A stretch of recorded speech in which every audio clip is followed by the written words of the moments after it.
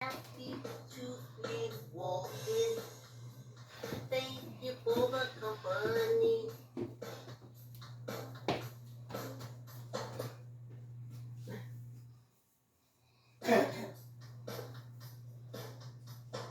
Walking. Yes, indeed. I'm walking. Oh, yeah. Just walking. I'm walking. Thank you for the company. I'm walking. I'm walking. I'm walking. I'm walking. So happy to be walking. Happy to be walking. Thank you for the company. Hey y'all, hey! Get your chair, get your mats, get your weights, jump on your bike, jump on your treadmill if you're walking. Let's get this party started. Yes. We got no music director. oh, oh, oh. Am I starting later or what? Y'all should be walking or pedaling or doing something now.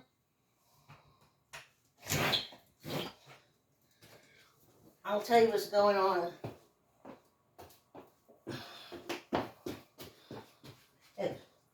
I'll tell you what's going on.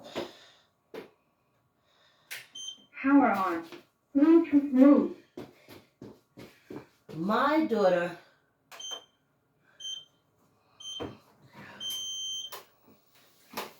Hey, Great Rising! Oh, Lord, y'all know what it is. Keep pedaling if you're pedaling, if you're on a bike. Keep walking if you're on a treadmill. Keep moving your weights around if you're doing weights. Y'all know what time it is. It's time for me to do better and get another tripod. This tripod has memories for me. What memories is, I don't know, they're cracked up to be.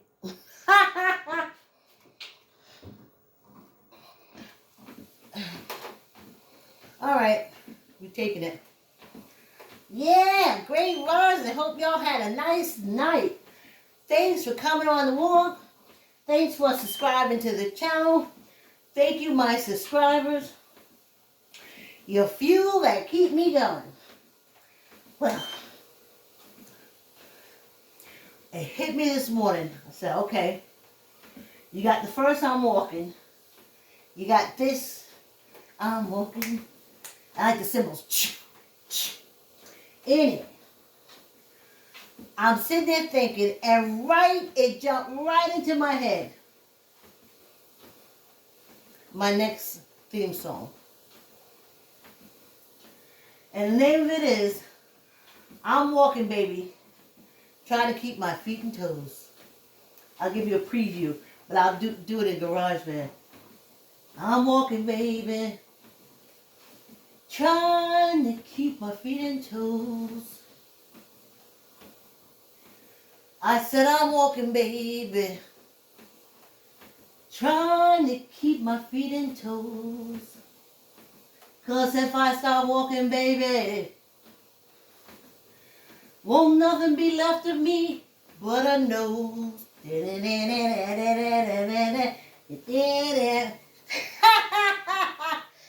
So that's my jazz song. Trying to keep my feet and toes. And then there was a verse I tried to put in, it didn't work. I'm walking, baby, trying to keep my feet and toes. I said I'm walking, baby, trying to keep my feet and toes. But that old sugar cane keep running to me.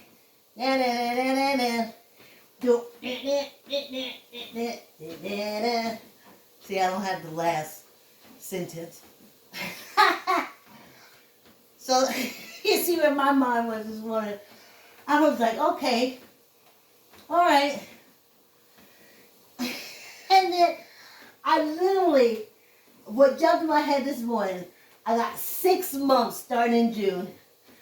and then Emancipation Proclamation Day, and then I'll be for walking on the camera. I'll be walking and looking at the videos from the 2 years of me walking. And I said, what if you get old, when you're older, you ain't gonna be doing this stuff anymore, but you have it and you can look at it. And some say, well, what if you can't see it? And I said, okay, then I can listen. And I said, you know what, then I'll know. But while I got what I got, I'm gonna make them. So then I was gonna do like a melody, like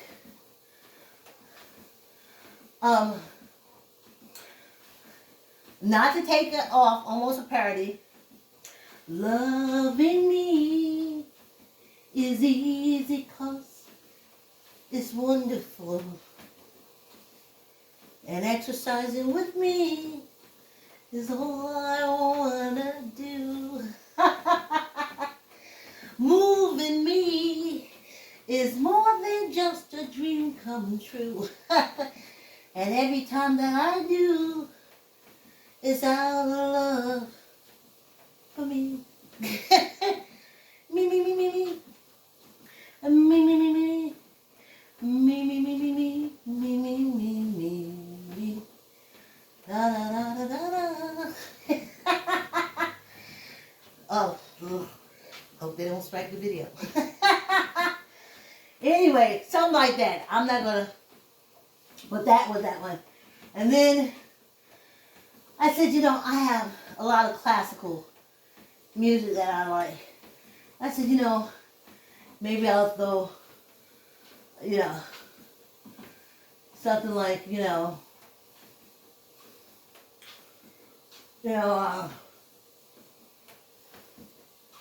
I'm gonna walk. Well, see, that doesn't sound out.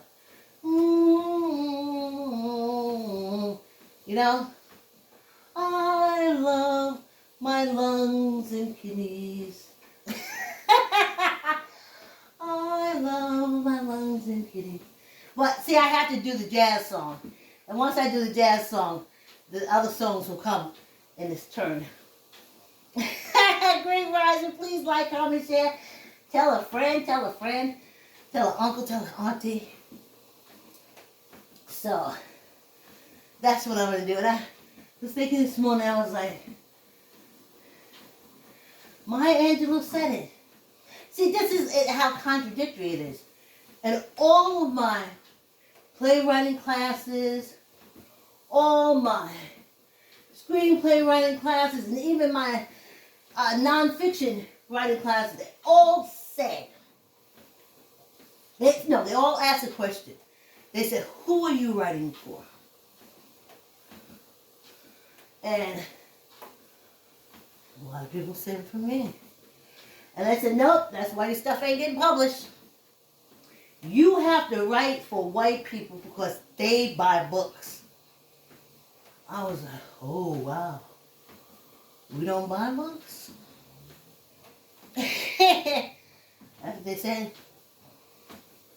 So I was like, wow. So you make everything catered towards them. I often wonder when I look at TV, I was like, something off. But once I started taking class, I started realizing that message is not for me. Though it's written by an African American person, that is not for me. We are trained to write to entertain white people, not to entertain us. So, I think back when I get older, and I don't want to look at TV. I'm sick of seeing bleach, blonde, or peroxide hair. I'm sick of seeing all the fake boobs and all the fakeness. I don't know. I'm closer to the exit ramp than the entrance, but I gotta tell you, I don't want to see all that fakeness as I journey on my exit ramp. I don't want to see all that fakery. I'm sick of it.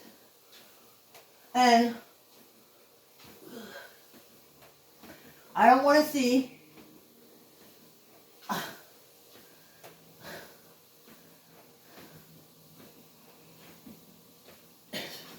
Y'all know what I mean. So I was like, wow, I got enough videos on YouTube that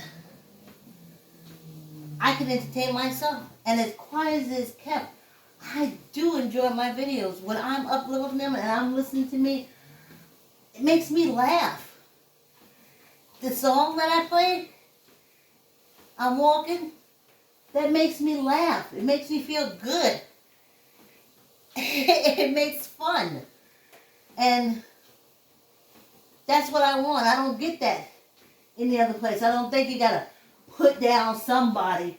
See, as a child, they used to have your mama jokes.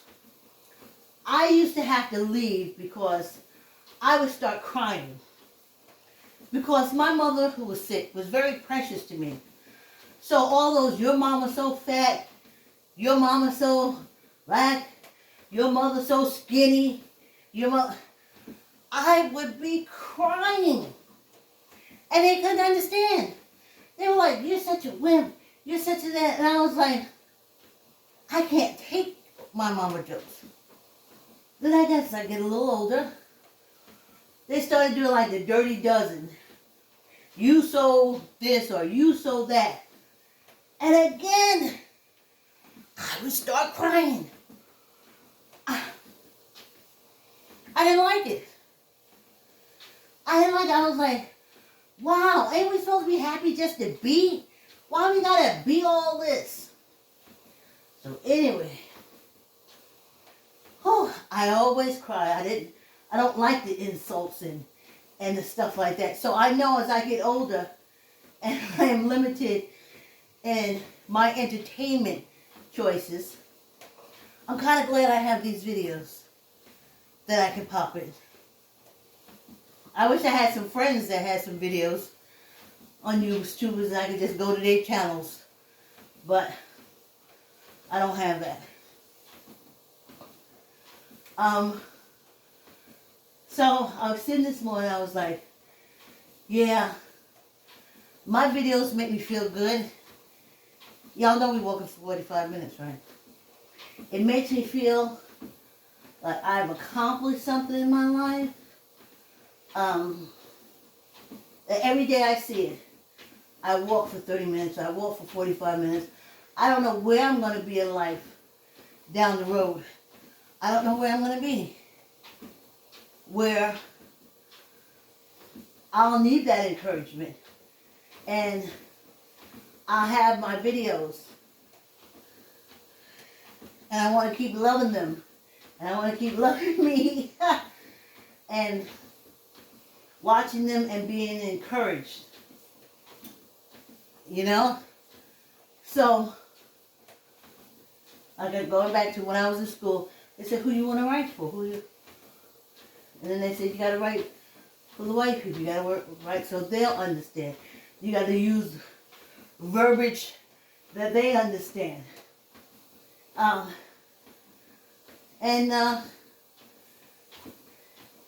That's basically why I have not had any success in my writing career, because that's not who I was writing to. And it wasn't that white people buy more, they spend more, they go to more plays and nothing like that.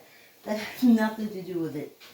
It was all a part of training to not uplift the race, because all my videos uplift us. Positive, getting through, single mothers, all that, my plays.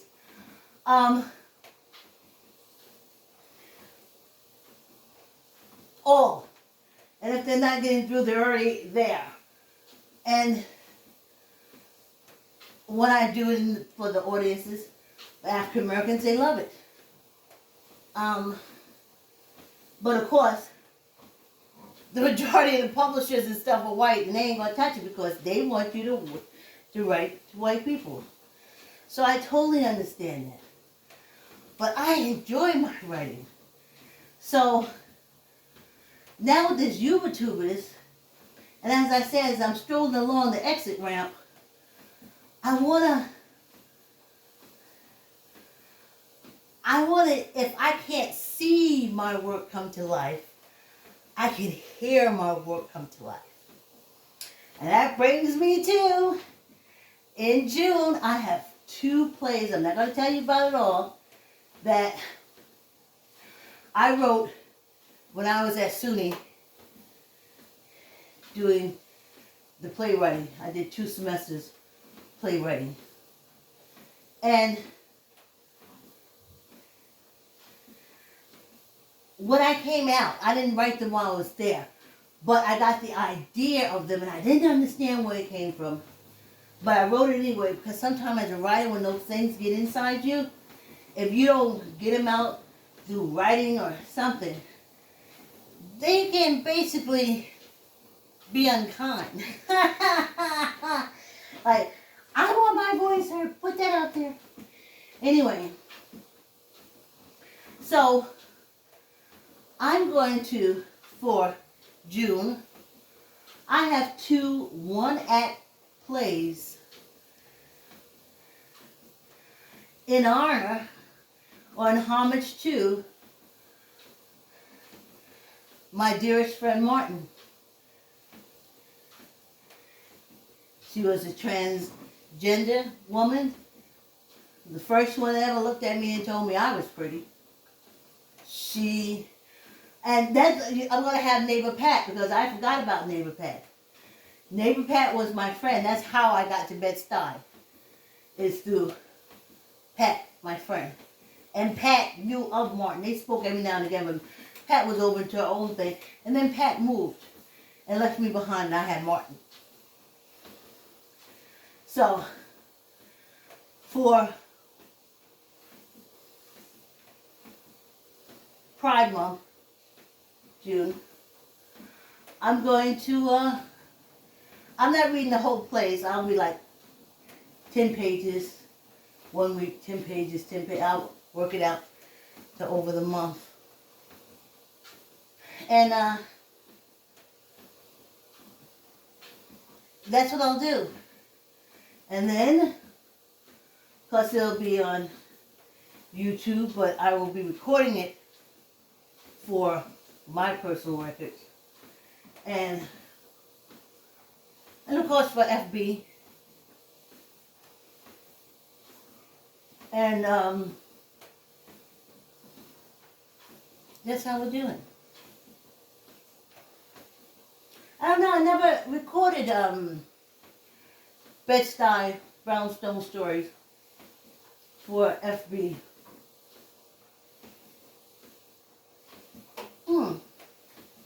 Something to think about, right?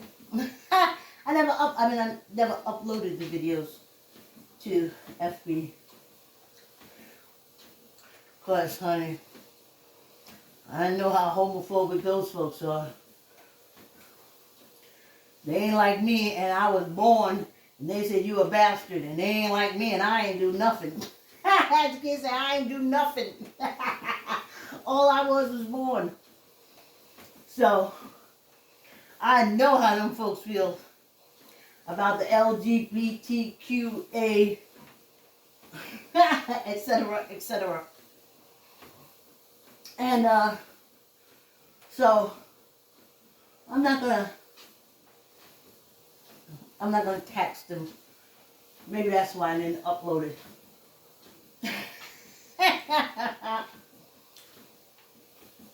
They're cult orientated driven. And that's what I'm right. Okay, let's change the subjects. I was listening to one of my podcasts, and they were describing what a cult is. Some cult leader who directed all these people online. They never saw her, but she directed them online. They gave her money and everything was good. And I didn't finish listening to all of it. It was something about somebody got killed in this cult. Anyway, the lady said she didn't think she was a cult because in a cult you have to live in a commune. No, you don't. No, you don't. She's online and they never see each other, so they can't be in the cult. Yes, you can. I look at catfish. People are just that stupid. Yes, you can. You can do a cult online. All these Sunday programs that only come online. Let me tell you, for African Americans, the biggest cult, Reverend Ike, somebody pierced. Some pierced something, I remember. He was a light-skinned reverend with a mustache looking good. That always gets the ladies and make their pocketbooks drop open. Wink, wink. And you can do it. And you don't have to live on a commune. It's called brainwashing. It's called mind control. And that's what cults do. They make you see yourself as being horrible. And then anybody and everybody else in the cult better than you. So you spend all your time trying to measure up. And it ain't never going to happen. It ain't never going to happen. Because it's a cult. Basically ran by men. But there's some women that I've seen coming through. And there's some women pastors. Bullshit. So, we almost at our 20 minutes. Whoo-hoo. Yes. Oh, that's better. Yay! Let's drink some water and give the song another thing, y'all.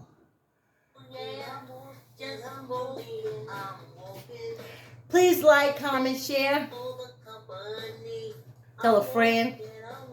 Tell an auntie. Tell an uncle.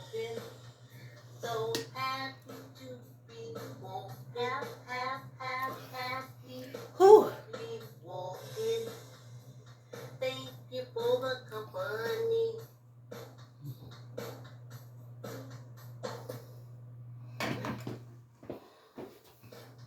Here we are.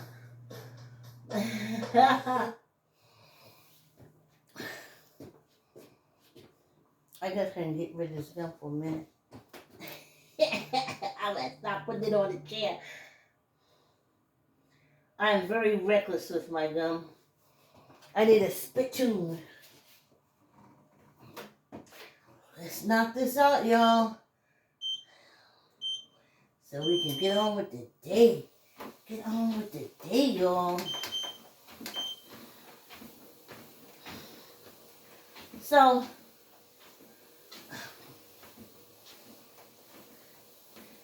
excuse me, speaking of cult, that drives me right into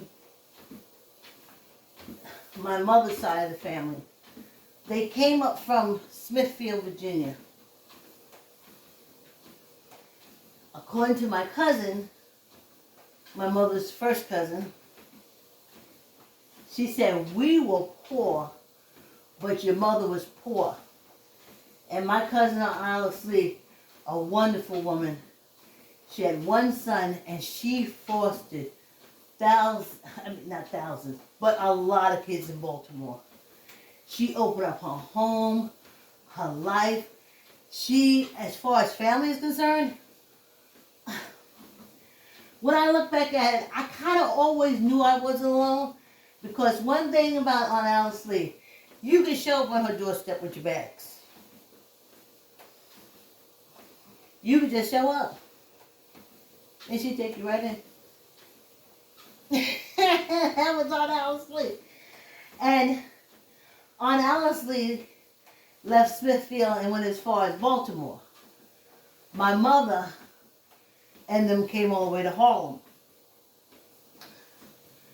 And Aunt Alice Lee was she would not have been short.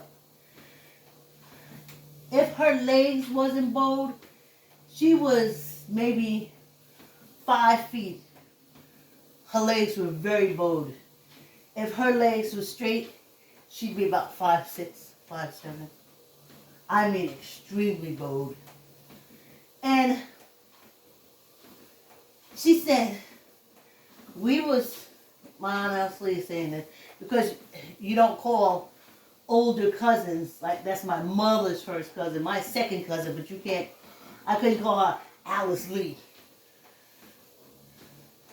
I had to call her Aunt Alice Lee. So I knew she was my mother's cousin. I told my daughter that too. But out of respect, we say Aunt Alice Lee. So Aunt Alice Lee said, we was poor because they were sharecroppers that could never catch up. Never catch up. You go and you buy feed and you plant, and when you sell your harvest, you have nothing. You have nothing. They've overcharged you for the seeds. They overcharge you for the fertilizer. They overcharge you for everything. And then when your harvest came through, they underpaid you for your product. And so you're always scratching dirt. That's what they said. Always scratching dirt. So they finally left. First my grandfather and my grandmother. And then I think the girls stayed behind. And then their boyfriends brought them up to New York. And they stayed. But from my mother was that type that she didn't speak about horrific things. She would just sit in the dark and smoke a cigarette. And you see the tears coming out. But she would never speak of it. And then she'd be fine.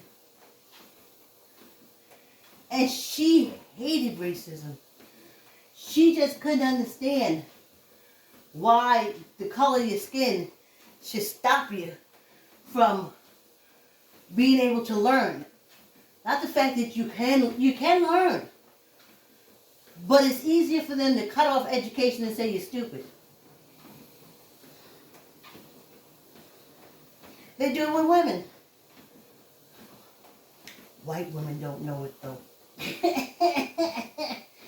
Their history is not the same. They have like random memories. But they couldn't go to college either. They couldn't be educated. Their parents could have a whole bunch of land. And if she didn't marry someone to take that land in her name, and sometimes they took the land in her name and left her with nothing, but it didn't matter. She couldn't get it. And so I think I put it in someone post and wasn't too well received. But you rave about this Jane Austen and the Bronte sisters and all that stuff that I had to read. I had to find out what was going on. And that's what they spoke about. Women being oppressed in that century. But it was a love story. So the oppression was never looked at. It was a love story, and Jane Austen, she was a writer, she broke barriers. She was telling you how bad it was for y'all, and that it was going to get worse. And white women said, oh no, no. And now they screaming, don't tell us what to do with our bodies. Don't tell us what to do with our bodies.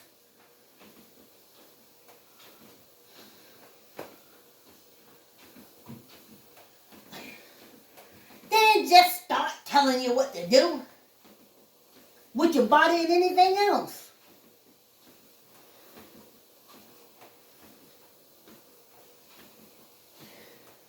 As African American women, we didn't have that issue.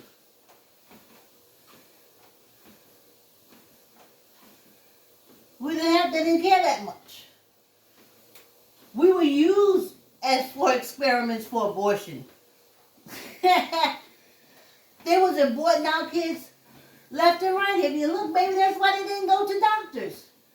Because you can go to a doctor with a baby being pregnant and come out and that baby ain't coming with you. White doctors have been aborting black babies. But they don't want their white woman to get rid of their sperm. their seed. That's cults. That's how cults operate. I remember at my grandmother's Southern Baptist church, the pedophile's wife. She was this really light-skinned, frail lady with nails. And she used to wear these, they always got to dress better than everybody else. And she had these hats. And she had the pastor's wife chair, in front of the church. And their daughter Joyce, we used to laugh at all the time. We used to tell her she had halitosis because she had the worst gums ever and her mouth stunk. I didn't say it. My cousin said it. I would just say, just let me get out of here. Please let me get old enough to get out of here. But she would sit there and her dainty self, this is how she spoke. And they said, well, I don't know, the program or whatever would be read by the First Lady. I just want y'all to know. And I'm thinking, why you don't know that right now your husband got his hand up some girl's dress? Why you ain't know that? Don't you see his hand up her dress like we all sitting in the congregation seeing it? Not that extreme, but you know what I mean. And the fine ladies group will be meeting at so-and-so. And then she's like,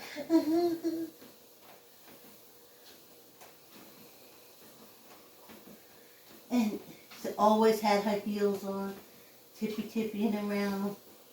Just a dainty woman. And she used to have the teas.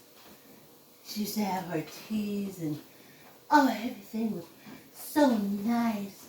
And the ladies coordinated it so lovely.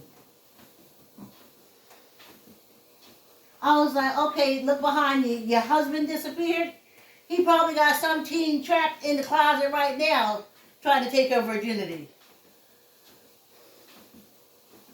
So, and then, I gotta tell you, when I post about this on Facebook, one of my friends said, you cannot judge all by one. She's right. We were Lutheran. And I was young. I didn't see it. But according to my sister, all she said was, stay away from Pastor Gucci. Don't get too close. He was free with his hands. But he didn't bother me. I was a little kid. I didn't have nothing for him. He liked teenagers. So I said, okay. But history has shown that in a situation where there's absolute power, there's corruption. Absolute power corrupts absolutely. So,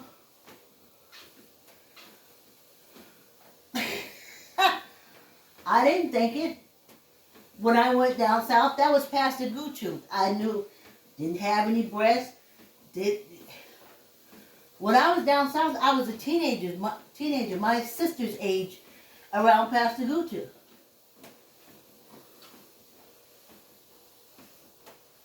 And the same thing was happening to me.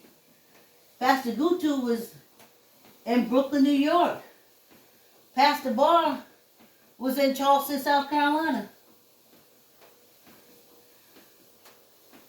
One was a Baptist who didn't believe in the Trinity, and the other was a Lutheran who believed in the Trinity, and both were pedophiles.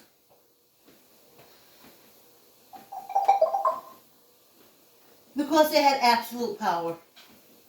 And absolute power corrupts. Absolutely. And that's how that goes.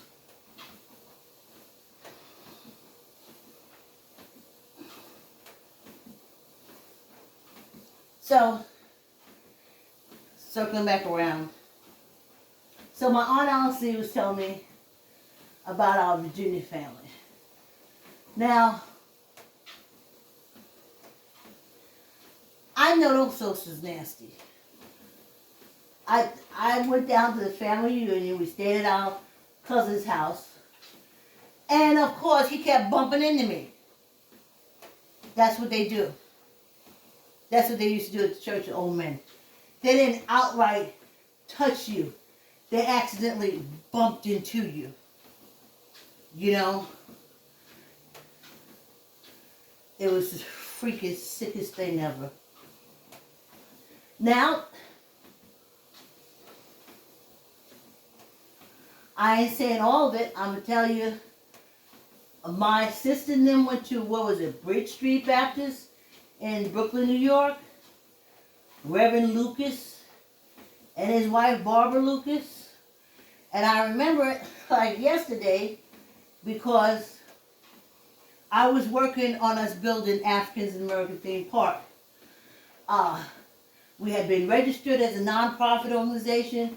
I basically wrote the outlay of it and had books, and we were moving on, and they were going to the church. And then I called a meeting. We had to have monthly meetings. We had to have records and stuff like that. You have to have all this stuff when you do the corporation. And Reverend, the wife, was it Pastor Lucas, and his wife, Reverend Lucas, Barbara Lucas. See, I didn't know these people. I didn't go to their church. I was just having meetings for Africans in American Theme Park Incorporated, because I incorporated it. And I got a call, and I said, why? Well, we can't come. Why can't you come?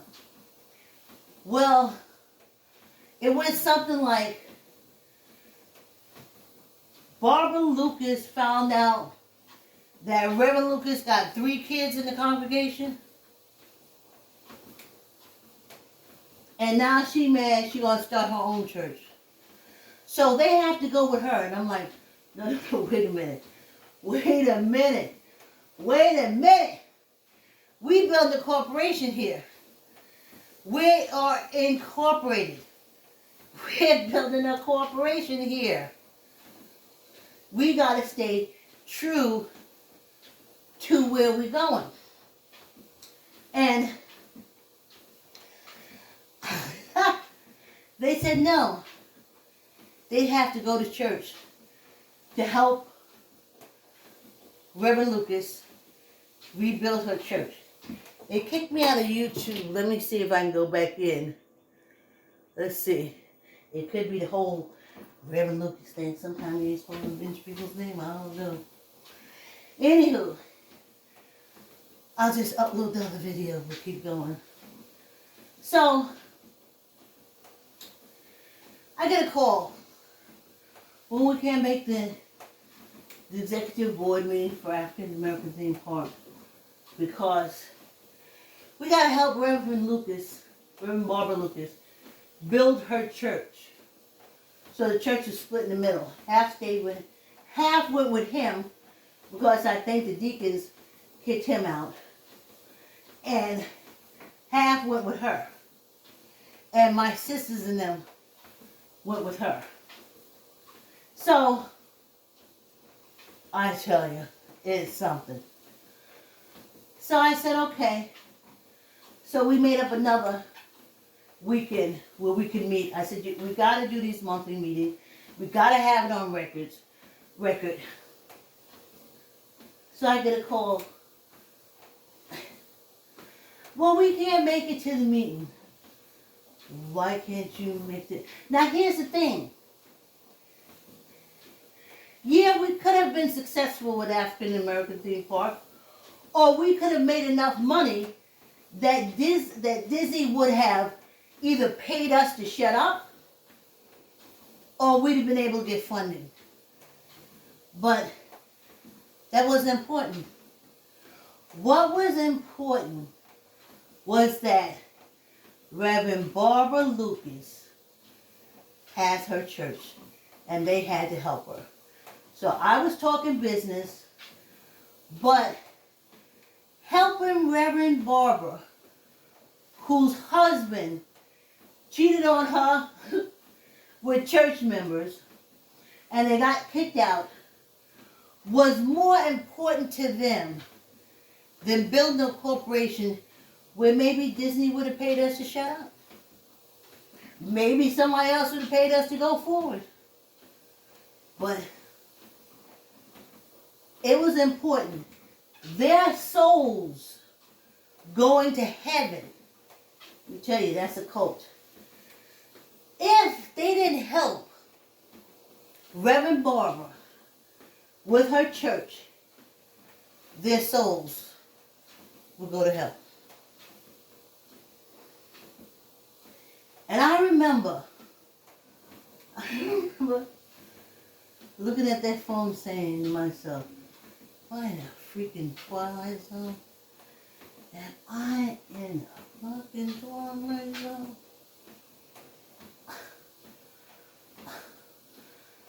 She knew he was cheating and sleeping around the church. She could have shut him down. And they'd have still been there. And you would have needed to do nothing. But no, honey. So that I couldn't get them. My nieces and nephews, they were board members. The others had top positions. They'll never be a VP at any other company. Never be a board on the board of directors. In no other place. But the one place where they were those things, and we could have grown from there, was an African American theme park. And some pastor told them that if they didn't help them start their new cult, that they are going to hell. And they just left the corporation.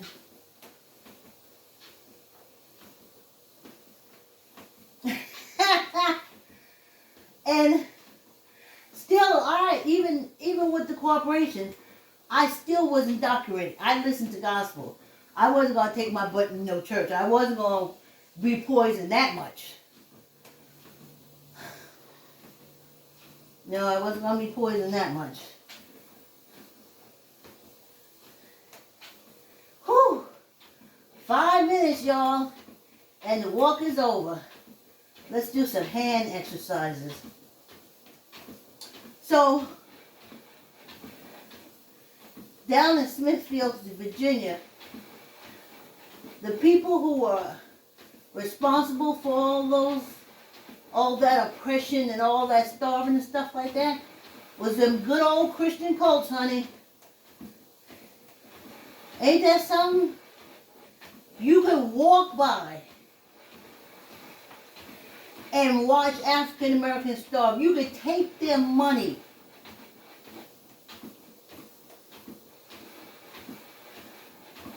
for seeds, and sometimes they used to cheat them. They wouldn't give them good seeds. So you would work all year round for harvest that wouldn't produce, and then you would wind up owing them, because that's what they did. Because that's what them good Christians did. They used you and let you starve. Cults, C-U-L-T-S. They can do that. Look at Jim Jones. He watched all those people die. Cult leaders. That's what they do. They can watch you die.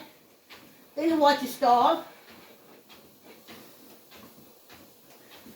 The only reason why they want you to have babies, because it is a way of trapping you. I remember my aunt said, in her one moment of honesty, she said, how could I leave him with 8 children? Then I heard that same sentiment again when I looked at Unsung and the DeBarge family. How could she leave the abuse with what they had, 10 kids? That's cults. It's cult leader stuff. That's whew, don't cry for me, Argentina.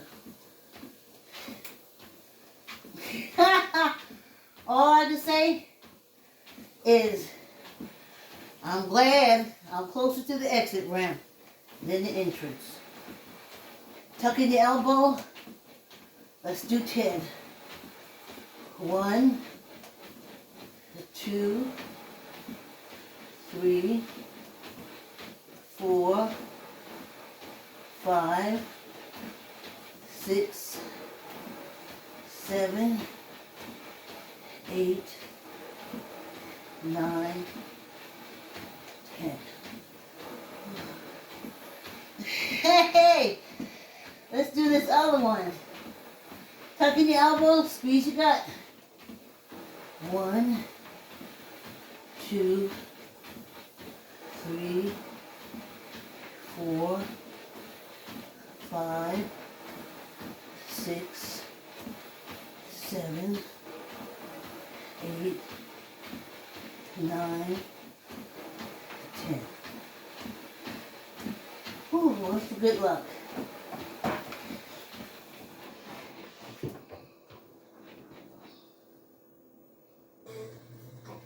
Yes, indeed, I'm walking, I'm on, yeah, y'all, yeah. 40 minutes. I'm walking, I'm walking, I'm walking, I'm walking. So happy to be walking. Please like, comment, share. Tell a friend, tell a friend. Thank you for the company.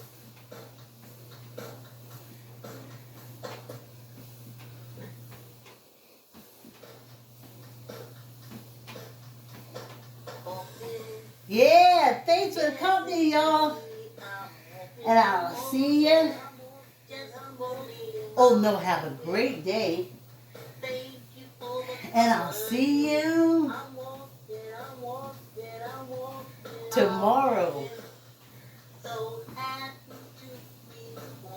Please like, comment, share, subscribe. And I appreciate my subscribers. Thank you for taking the time to subscribe. Yeah. Woo. Woo. 45 minutes, y'all. We did it. Thanks for coming on the walk.